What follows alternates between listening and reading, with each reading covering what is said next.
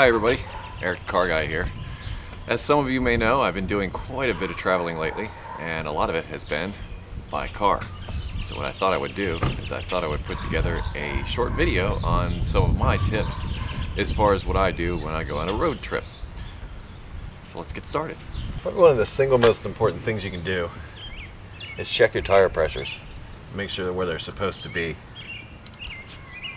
How much air you put in your tires depends on what kind of car you drive, but many times you'll find a sticker like this, which in this case says 28 psi, somewhere behind a door jamb.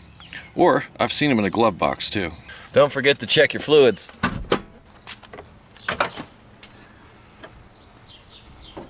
Sure to check stuff like your oil, being the most important.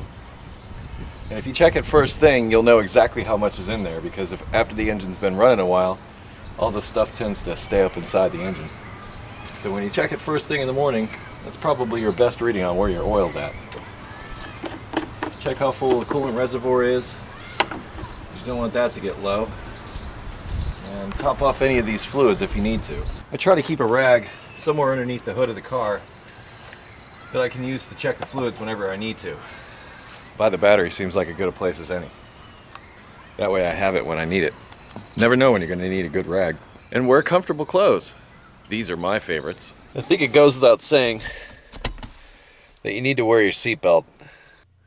I like to take my shoes off when I drive, and part of the reason for this is, for me, it's a lot more comfortable, but I also like to use them as a cup holder.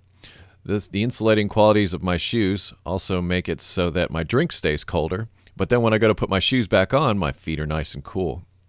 I also remove my wallet and stick it somewhere else, because if I sit on my wallet, it kind of puts my back in a jacked up position and it hurts after a long drive. Okay, so if your car is older like mine and perhaps the air conditioning doesn't work, I found, especially if you have four doors, this is the best way to do it. Take the back windows and roll them down, and take your vent, put it on cold, and put it on fresh air. And I usually like to put it out at my feet. This will create a nice flow through the car, and you won't have to worry about not being able to hear anything because there's too much stinking wind. My beverage of choice for a long drive is really water. A lot of sugar and caffeine, at least for me, makes me kind of feel worse, but I always feel better if I just drink water on my drive. A favorite snack is trail mix. Part of the reason is because peanuts and legumes have natural appetite-suppressing qualities. Therefore, I won't sit and eat a whole bag of Cheetos, making my butt even fatter than it is. As you drive, you'll notice that you'll start to get tired and fatigued. This is partly the result of something that's referred to as highway hypnosis. And what happens is the muscles in your eye that control the lens of your eye that actually focuses the light on the back of your eye are held in one position for a long period of time. And this is similar to holding like a weight or something like that in the same position for a long period, and it gets strained. So what you do is you want to focus your eye off on something in the distance and then come back and focus on something in the foreground. This will allow those same muscles inside your eye to sort of rest in a different spot and not get a chance to be fatigued by staying in the same position for an extended period of time. Another thing you can do is listen to some of your favorite music, and hopefully that will keep you awake and alert as well. When you stop for fuel, it's a real good idea to check your fluids again, particularly in an older car.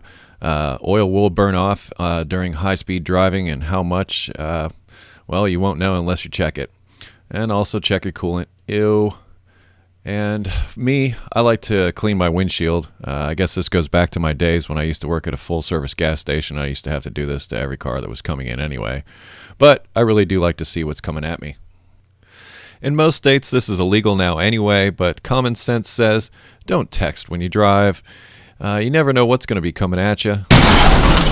If you get pulled over for any reason, do not argue with the police. This is an argument you will not win, and most likely you will make your situation worse. Just say, yes sir, no sir, ma'am, whatever, and wait for your day in court. When you get to court, that's when you say your piece. Not along the side of the highway, not a good idea. A good way to help from getting pulled over is to activate your cruise control. That usually helps keep you from speeding. If you run into inclement weather, slow down. It's better to get there in one piece than not at all. And this is a pretty picture of a rainbow that I got the last drive I took. I think it's awesome. Well, those are some of my tips. How about telling me some of yours? You got a place right underneath here to do that. Text or video would be great. I'm Eric the Car Guy, and be safe, have fun, and always stay dirty.